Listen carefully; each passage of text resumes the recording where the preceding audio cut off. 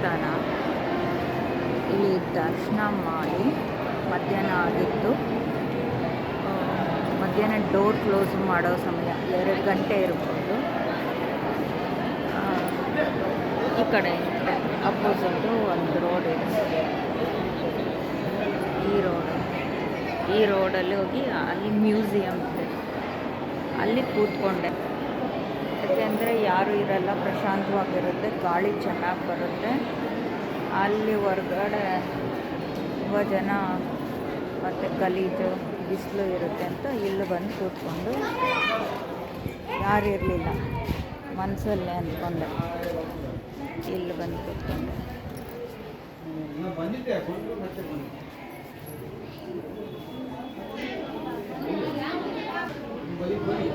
ಇಲ್ಲಿ ಕೂತ್ಕೊಂಡು ಡಿಸ್ಟರ್ಬೆನ್ಸ್ ಇದೆ, ಅಲ್ಲಿ ಮಾತಾಡ್ತೀನಿ.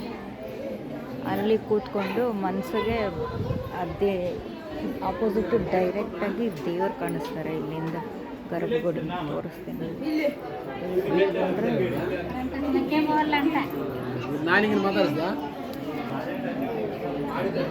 ಅಲ್ಲಿ ದೇವ್ರು ಕಾಣಿಸ್ತಾರೆ.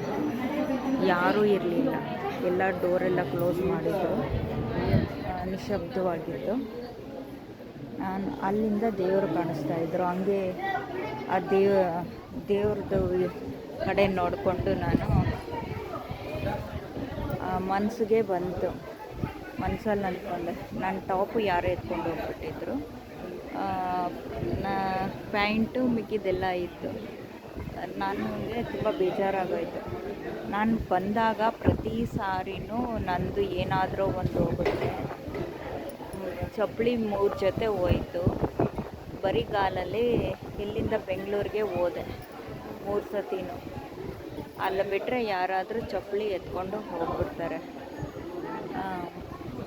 ಹಾಗಾಗಿ ನಾನು ಬೆಂಗಳೂರಿಗೆ 3 ಸತಿ ಇಲ್ಲಿಂದ ನಡ್ಕೊಂಡು ಹೋದೆ. ಬೇಜಾರು ಆಯಿತು.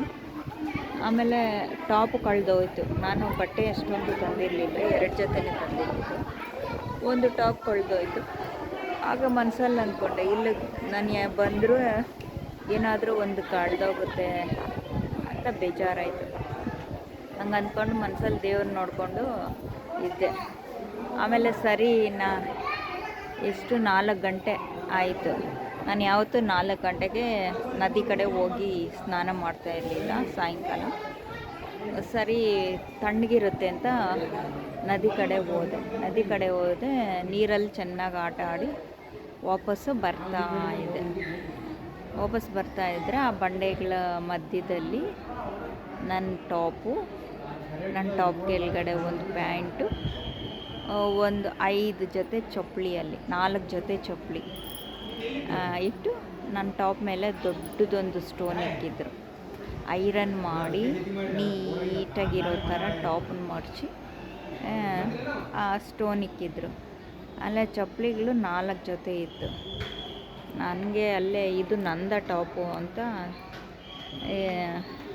ನಂದಾಗಿರಲ್ಲ ಬಿಡು ಅಂತ ಹಿಂಗೆ ಎತ್ತಿ ಹಿಂಗೆ ಓಪನ್ ಮಾಡಿ ನೋಡಿದ್ರೆ ನಂದೇ ಟಾಪ್.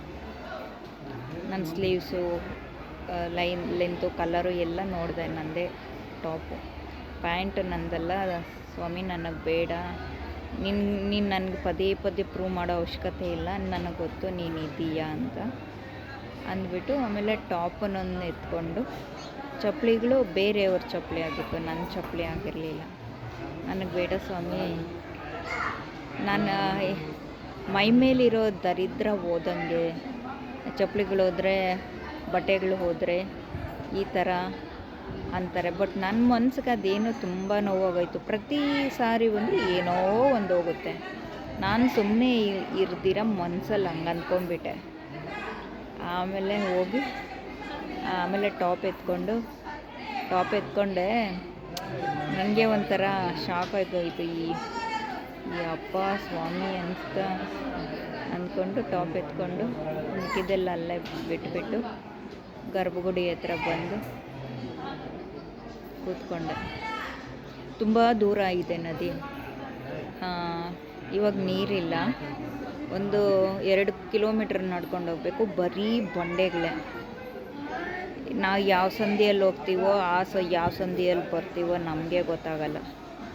ನಾನು ಯಾವುದೋ ಒಂದು ಸಂಧಿಯಲ್ಲಿ ಏನೋ ಹೆಂಗೋ ಬರ್ತಾ ಇದ್ದರೆ ಆ ದಾರಿಯಲ್ಲಿ ಹಂಗಿದೆ 2-3 ಕಿಲೋಮೀಟ್ರ್ ದೂರ ಇದೆ. ಇಲ್ಲಿ ಕಳೆದೋಗಿದ್ದು ದೇವಸ್ಥಾನದ ಮುಂದೆ ಒಣಗಾಕಿದ್ರೆ ಯಾರೋ ಎತ್ಕೊಂಡ್ಬಿಟ್ಟಿದ್ದಾರೆ. ಇಲ್ಲಿ ಕಳೆದೋಗಿದ್ದು ನಂಗೆ ಅಲ್ಲಿ ಸಿಕ್ಕಿದ್ದು. ನಮ್ಗೆ ಸಾಧ್ಯನೇ ಇಲ್ಲ ಅಲ್ಲಿ ಸಿಗೋದಕ್ಕೆ. ನಾವು ಬರೀ ಬಂಡೆಗಳು, ಚಿಕ್ಕ ಚಿಕ್ಕ ಬಂಡೆಗಳು, ದೊಡ್ಡ ದೊಡ್ಡ ಬಂಡೆಗಳು. ನಾವು ಯಾವುದೋ ಸಂಧಿಯಲ್ಲಿ ಹೋಗ್ತೀವಿ, ಯಾವುದೋ ಸಂಧಿಯಲ್ಲಿ ಬರ್ತೀವಿ. ಅಸಾಧ್ಯ. ನಾನು ಅದೇ ಟೈಮ್ಗೆ ಯಾಕೆ ಹೋಗ್ತೀನಿ ಆ ಕಡೆ? 4 ಗಂಟೆಗೆ ಯಾವತ್ತೂ ಹೋಗ್ತಿರೋ ಅವಳು ಬರೋವಾಗ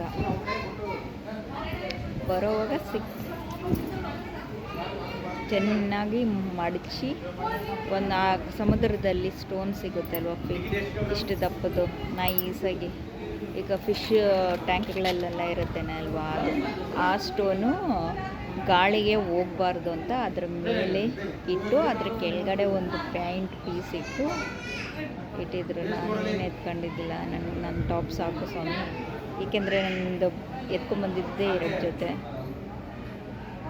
ಆಮೇಲೆ ಸರಿ ಅಂತ ಟಾಪೊಂದು ಮಾತ್ರ ಎತ್ಕೊಂಡೆ, ಬಿಡಬೇಕಾಗಿತ್ತು.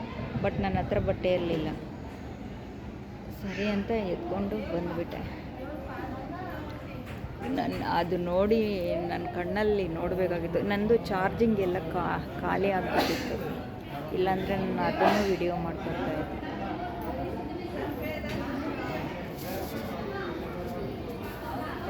ಯಾರ್ಯಾರಿಗೆ ಇಷ್ಟ ಆಗಿದೆ ಲೈಕ್ ಮಾಡಿ, ಶೇರ್ ಮಾಡಿ, ಕಮೆಂಟ್ ಮಾಡಿ, ನಿಮ್ಮ ಅಭಿಪ್ರಾಯ ತಿಳಿಸಿ. ದಯವಿಟ್ಟು ಯಾರ್ಯಾರು ಸಬ್ಸ್ಕ್ರೈಬ್ ಮಾಡಿಲ್ವೋ ಸಬ್ಸ್ಕ್ರೈಬ್ ಮಾಡಿ.